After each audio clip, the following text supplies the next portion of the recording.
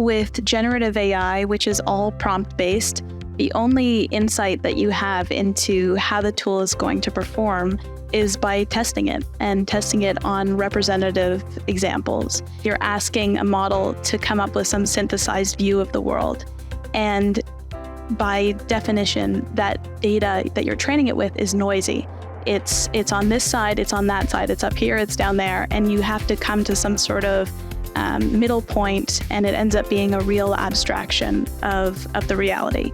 And so the nuance that exists on the web is completely wiped away, and any diversity that you were hoping for is gone. And where they converge is the area that's statistically significant in the data. So those that are overrepresented already, those that are mainstream, are the voices that end up being reproduced. And then from a content developer standpoint, all of the data that's taken, no consent, no recognition, and no compensation.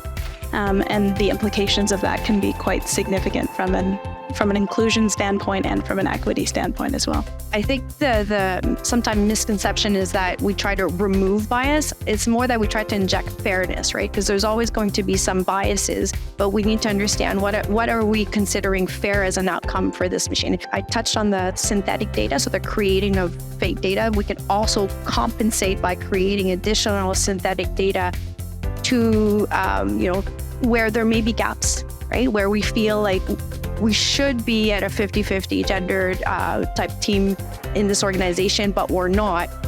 And there's maybe an even smaller segment within the female group that we want to represent that we don't even have a small sample right now. Let's create at least a version of it, and then hopefully it grows naturally and doesn't need to be synthetic data with time. So there's a few techniques like that we can do, but it all comes down to statistics. So if you take the time to do it, you can make sure that maybe not on the generative side, but on the more classical AI controlled environment, you can make sure that you're testing and validating, and where there are gaps, take the time to create the synthetic data to kind of compensate for those gaps.